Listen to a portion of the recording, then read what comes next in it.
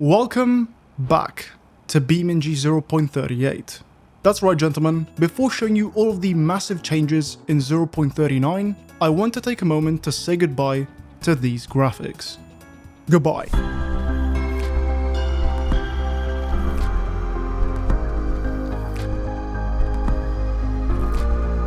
Jokes aside, even though the new graphics are superior in every conceivable way, I am kinda gonna miss this look.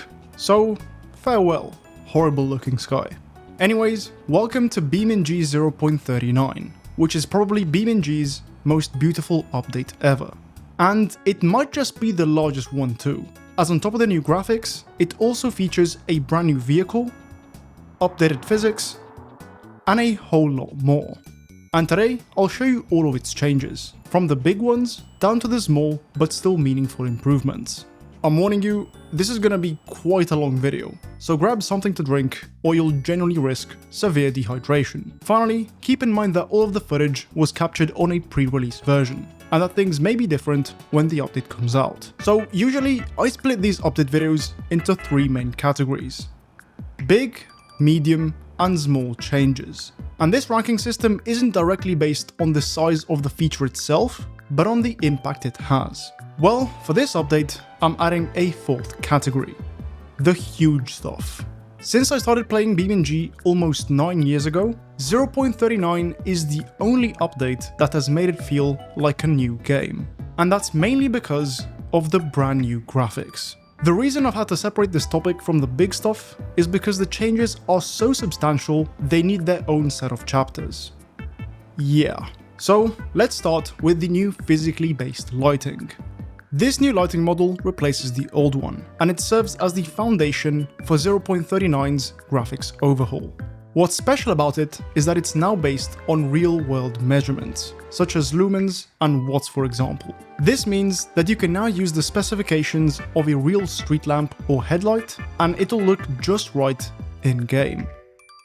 And of course, on top of working for artificial light, this new lighting model also takes into account the real values of natural light sources. In fact, I've heard rumors that the BeamNG devs actually went to the sun to measure its luminance, and apparently they also measured its size. On top of using real values for luminance, this new lighting model also supports light cookies. What the hell is a light cookie? Basically, it's a texture that controls the shape, pattern, and intensity of a light. And in BeamNG, they're all based on real cars. For example, the light cookie for the Civetta bolide is based on the headlight pattern of a Renault Twingo.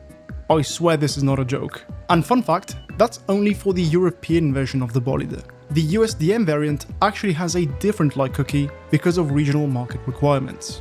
As usual, the attention to detail in BeamNG is absolutely nuts. Finally, similar to light cookies, there's now also support for IES profiles. In short, these are files used by real lighting manufacturers to describe how a lamp distributes light in different directions. And in BeamNG, they're used for street lamps, industrial lamps, architectural lights, and in some cases, even vehicle lights. Now, since BeamNG uses real-world light values that span an extreme range of intensities, a fixed exposure would be insufficient. This is why BeamNG 0.39 also introduces auto exposure. This system dynamically controls how bright or dark the final image appears, just like a camera or the human eye. Without this, either nighttime would be pitch black or daytime would be severely overexposed. And auto exposure isn't only useful for keeping the image looking good at different times of the day. Right now, I'm looking outside the windshield, and as you can see, it looks really good. But if I tilt the camera down to look at the vehicle's interior, which is darker than what's outside, then auto exposure is going to compensate by raising the brightness. And if I reset the camera, you can notice that auto exposure actually takes some time to adapt, just like a camera or even your eyes would in real life. Now that being said, this system isn't perfect. I've noticed that it really struggles in scenes with high contrast, such as a forest during midday. In these situations, it tends to overexpose the image, blowing out the highlights. It also struggles in scenarios where the scene is very bright, and in these situations, it tends to underexpose the image, whereas in real life, since our eyes have a physical limit, it should be slightly overexposed. Luckily, there is an option to manually set the exposure in the display settings, so until the devs find a fix for this, we can rely on this setting for these edge case scenarios.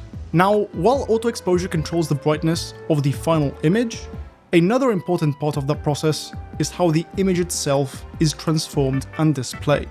And that's where the next update comes in: tone mapping and HDR. Now, if you're wondering what the hell a tone mapper is, it's basically a thing that converts an image with a huge range of brightness and colors into something that can actually be displayed on a screen. And all of this while preserving contrast and detail. Fun fact, BeamNG now uses Gran Turismo 7's tone mapper, which is actually one of the best ones out there. I won't bore you to death with tone mappers, because there's still so much to cover, so in short, just know that 0.38 was using this one, while 0.39 is using this one.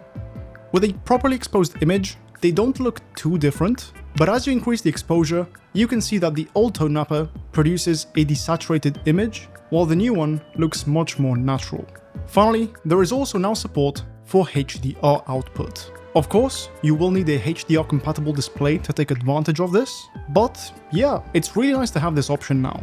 That being said, unless you have a monitor with thousands of local dimming zones, or even better, an OLED monitor, I wouldn't bother turning HDR on, cause it will most likely look worse. Now though, it's time to talk about the more fun parts of the graphics update, starting with the sky and atmosphere.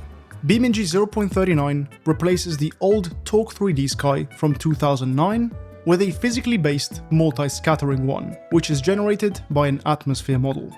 I have no idea what I just said, but I know for sure that it now looks amazing. On top of that, there's also a new atmospheric fog, as well as official volumetric clouds. And as you can see, they all work together beautifully. Just look at this. Right now, it's late in the morning, the sky is clear, and as a result, everything is lit by direct sunlight. But as I start increasing the cloud density, you can notice that shadows start fading away, colors appear less saturated, and the overall brightness of the scene diminishes. Actually insane, and just messing around with all these settings is so much fun. But what's even more insane is the nighttime. Gentlemen, after all these years, the gap between sunset and sunrise has finally gotten some love. There's now the moon that provides natural light during nighttime. In addition to that, there's also accurately positioned stars, the Milky Way, and even occasional meteors. The coolest thing is that on top of all these visual changes, 0.39 also introduces celestial motion based on latitude, longitude, date, and UTC offset. Basically, what this means is that the position of the sun, moon, and stars changes based on the location of the map you're on, as well as the time and the date.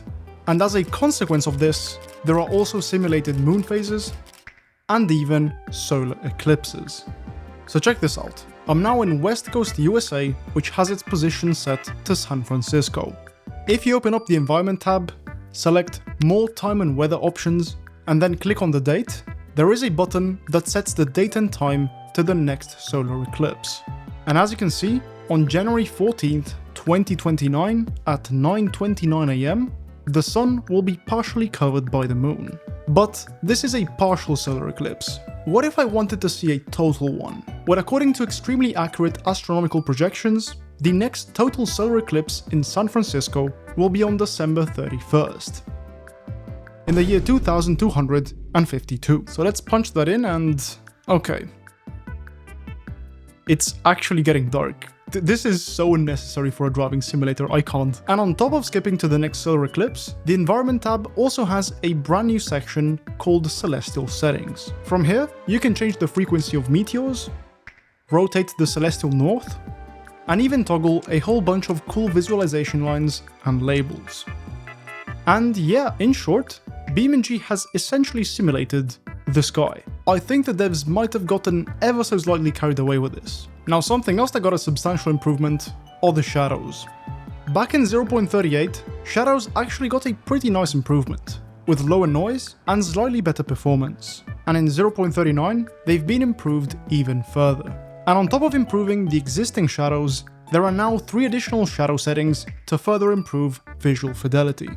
The first one is screen space shadows. This is a brand new rendering technique for BeamNG, and it's a very efficient way of filling in the gaps regular shadows leave behind.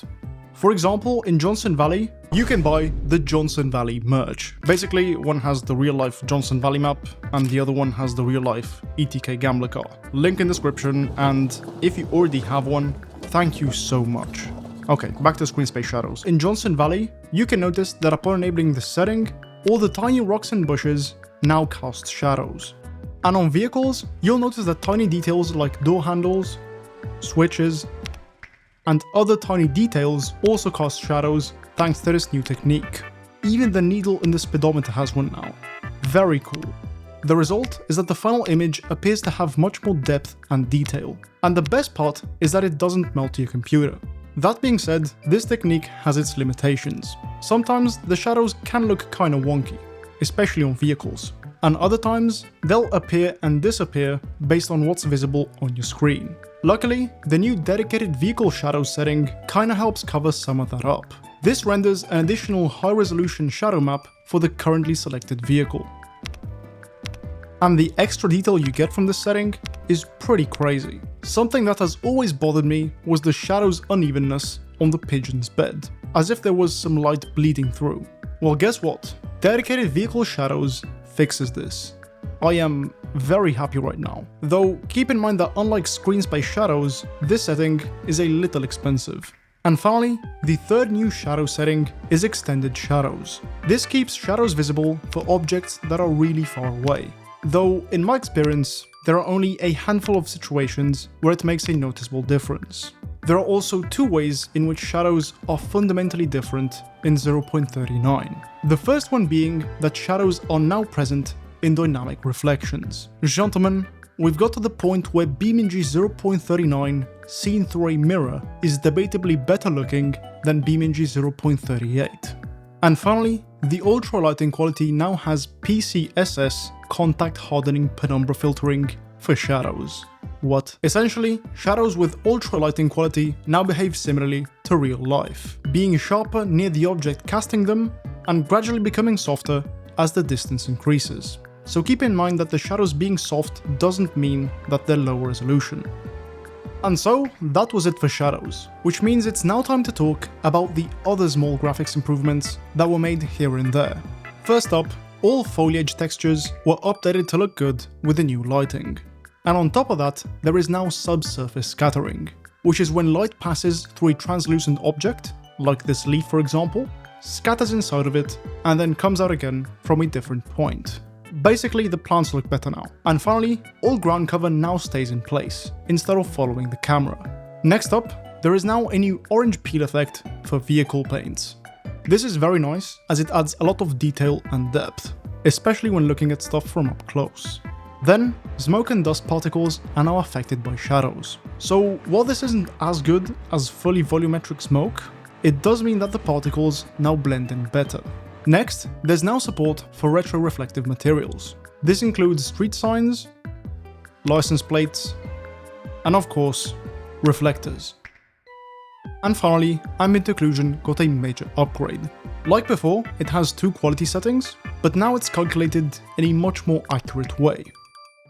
The best thing is that it's even less demanding to render than the previous iteration, which is so awesome.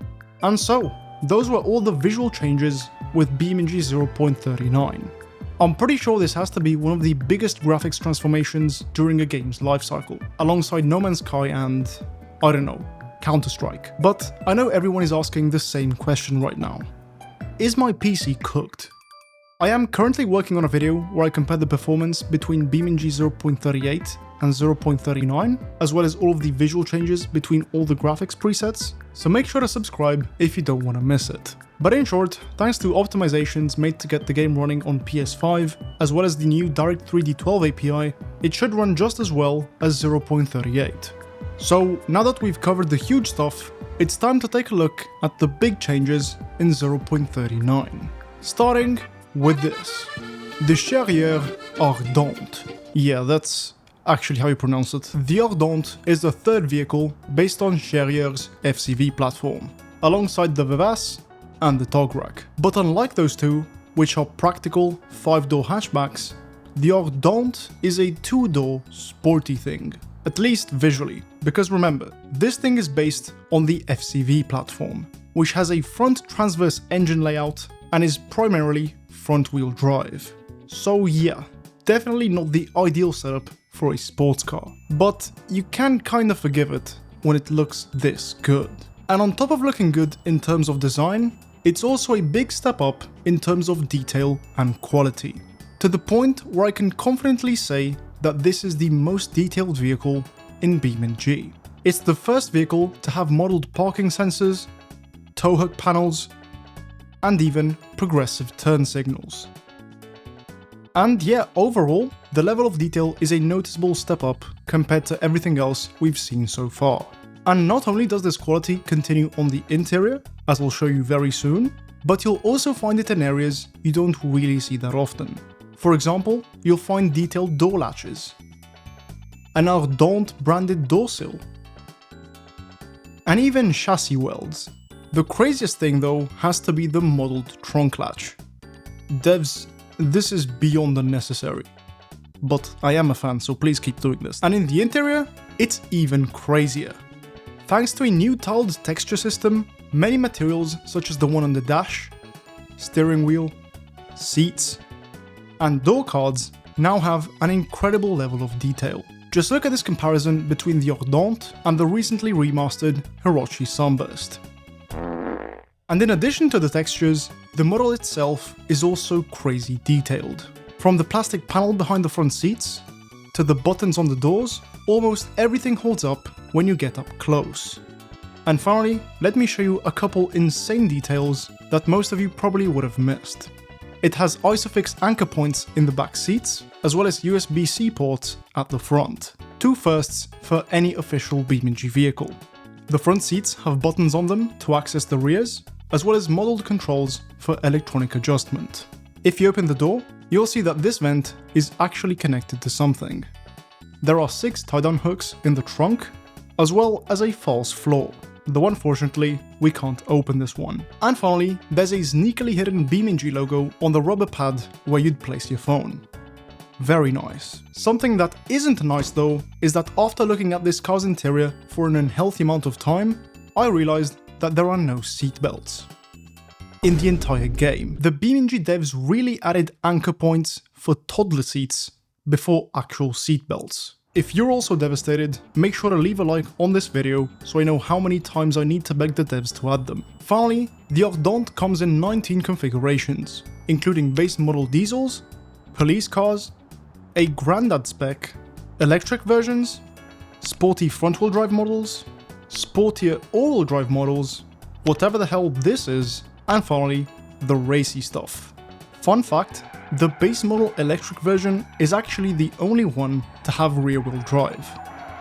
Now, while I'm not the biggest fan of the Ardente's driving dynamics, which, by the way, are accurate, this is how the likes of an Audi TT or Peugeot RCZ would behave in real life, I am very much a fan of this new higher amount of detail, and I hope it carries through to upcoming vehicles as well as the ones we already have. Next up in the big changes, there's the updates to West Coast USA. Many models and textures have been revamped across the map, which combined with the new lighting, give it a fresh new look. But this is just the small stuff. The big change on West Coast is the nighttime. For the first time ever, we have a proper looking map at night. Thanks to a new LOD system for lights, as well as something called clustered shading, the game is now able to render hundreds and hundreds of light sources without blowing up your computer. And compared to 0.38, the difference is night and day. Wait, no, it's night and night. Anyways, this is so nice to see, and it looks exceptionally good too.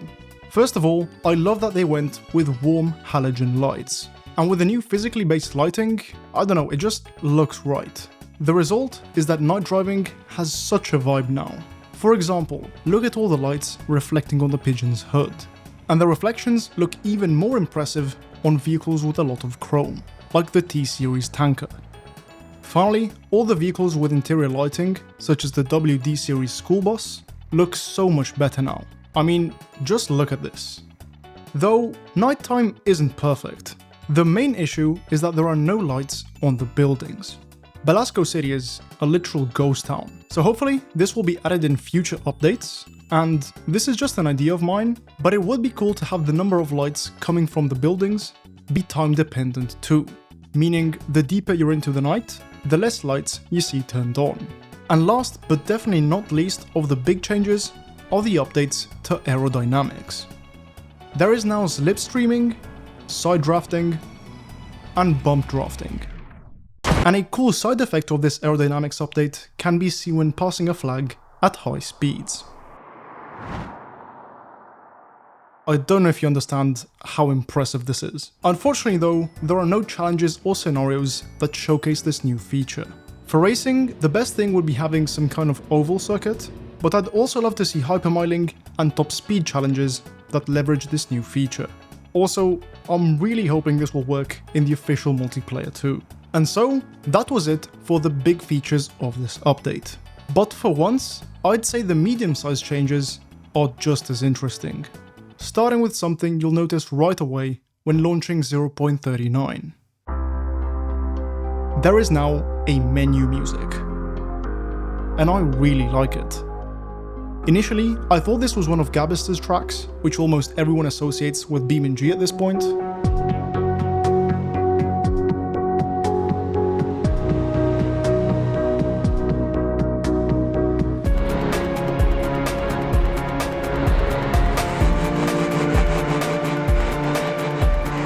But it turns out it's an original piece made specifically for the game. I'm a big fan of Gabister's music. In fact, I actually listen to it from time to time, and I love seeing that this new BeamNG music takes some inspiration from it, while still establishing its own identity. Fun fact about the menu music, the more you listen to it, the more it changes. And quite a bit actually. While I was writing the humongous script for this video, I left the main menu open for so long that it started playing the sax.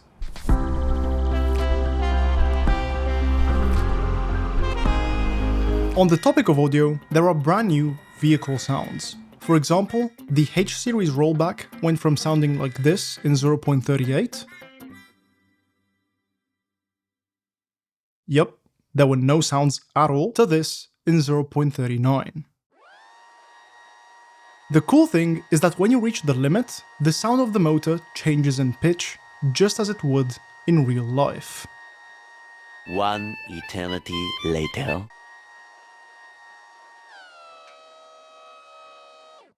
And staying on the topic of audio, you'll notice that vehicle interiors sound different. In the Pigeon, for example, this is the headlight toggle sound.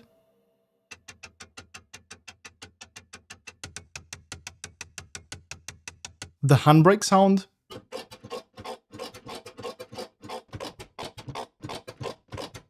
The shifter sound.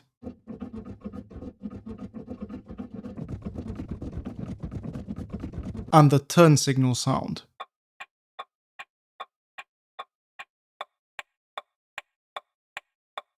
Even the driving sounds different from inside.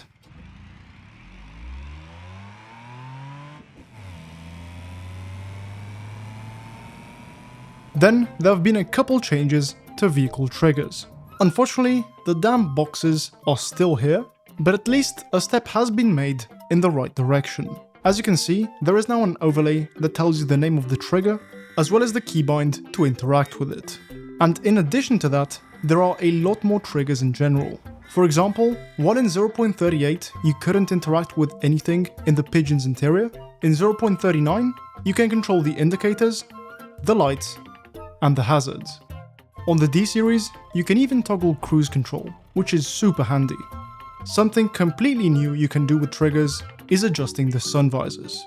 As it turns out, when you simulate everything with real-life values, you also end up simulating real-life problems which require real-life solutions. Next, there's a brand new free roam tutorial. This takes you over all the basic controls and systems, and it's obviously meant for all the new players that the PS5 release will bring.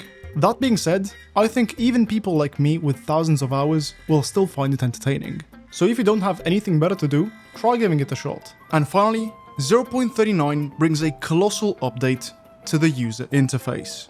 Starting from the pause menu, in 0.38, it was literally just the main menu, which in hindsight didn't make much sense. In 0.39, however, it looks like it's actually been designed as a pause menu. As you can see, it's still based around tabs, though now there's only 4 of them instead of 9.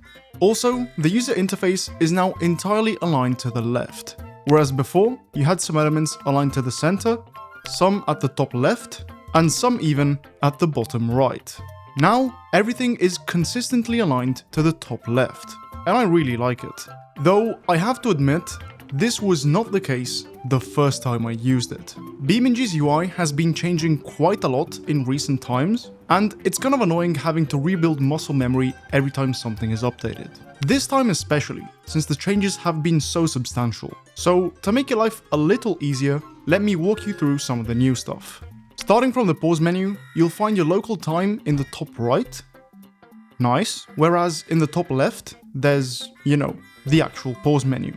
And here, you'll find quick access to the things you're most likely to use when pausing the game, including the vehicle and level selector, as well as photo mode. Here on the other hand, you'll find the brand new vehicle manager. If you have many vehicles spawned, you can quickly switch between them, delete them, as well as a bunch more stuff. In the vehicle tab, you'll find more recovery options, as well as the beloved vehicle configurator. This one is pretty much identical to 0.38, apart from the stuff at the bottom getting moved to a separate tab. Then there's the environment tab, which now also features dedicated controls for traffic. Amazing news for the radial menu haters. Something really cool about the new environment tab is that now time of day changes are animated. Just look at how smooth this is. And finally, there's the system tab, from which you can exit to the main menu or quit the game, as well as accessing the options. And as you can see, these have also been updated to this new look. By the way, this animation is so clean, as are the new tooltips and performance stats in the graphics settings. And in addition to the settings, this new look also carries over to map view and the HUD apps. These last ones in particular got a big upgrade. First of all, they're now called HUD apps instead of UI apps, and now you can easily see all of the pre-existing layouts from this big list, which now also allows you to create your own custom ones. The biggest UI upgrade though has to be with photo mode. This honestly makes the old photo mode look like a joke. It's so packed with features in fact that it's now organized into tabs. And it can feel a bit intimidating, so let me show you its main features. In the camera tab, there are a couple new composition grids, as well as controls for the exposure. Then there's the scene tab.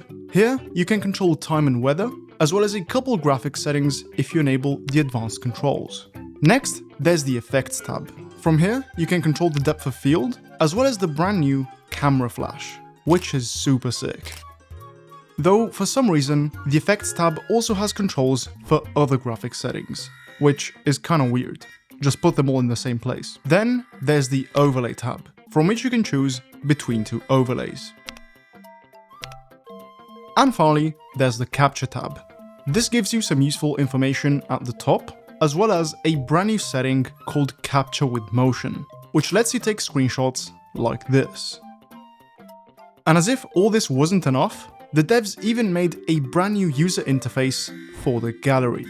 As the name suggests, you can see all your screenshots from here, and get this, you can copy the camera, scene, and effects settings you used for a specific screenshot as presets to be used for other screenshots. Being someone who takes 1 trillion screenshots per day, this is the coolest thing ever. Though despite having this insane feature, it's missing basic stuff like deleting and renaming screenshots. Devs. What the hell? But apart from a few tiny problems, the new photo mode is actually insane, and it now feels like a proper creative tool. I can't wait to see what screenshots you guys take with this, so feel free to share them on my Discord server. And last, but definitely not least, there is now proper UI scaling. I never thought this day would come. Finally. Plus, there's also a UI safe zone now, which is also super nice to see. So, that was it for the changes to the user interface. I told it was colossal, and now that I think about it, maybe it should have went alongside the other big changes. Anyways, with the PS5 release later this year, I don't think we'll see any other massive user interface changes like this one. And that's good, because after using it for a while now, I really like what they did. Everything is so much more consistent now, both in terms of looks and layout. Everything apart from the repository, which has been left completely untouched. Makes you wonder what the devs are cooking. And finally, it's now time to talk about the small but still meaningful improvements. And yeah, there's quite a bit of them. There are now taxi rides available in free roam when traffic is enabled. When in walk mode, you'll see a new user interface element pop out of taxis to show you if they're available for hire. From here, you'll be able to call the taxi, hop in, set a destination, and then either enjoy the ride or skip it completely. Next, the Wydra gets animations for throttle and brake. The Pigeon has a new windshield material, which looks absolutely insane. The Stambecco gets a brand new config. The wall prop has received some love, which apparently includes getting vandalized. The steel coil has been renamed to metal coil, and now it has a hole in it. The WL40 gets a new inline-6 engine and a new configuration. The Rally co-driver voices are now real voices. Best of luck. You jump the start, 5 left plus, 40.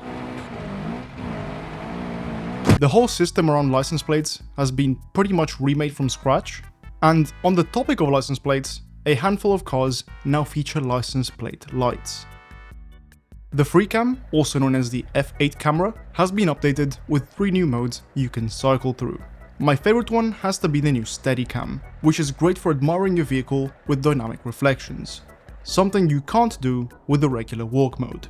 Though, I feel like it's a little too high up. It's like you're playing as a giraffe. On the topic of cameras, there is now an optional crosshair for the first person camera.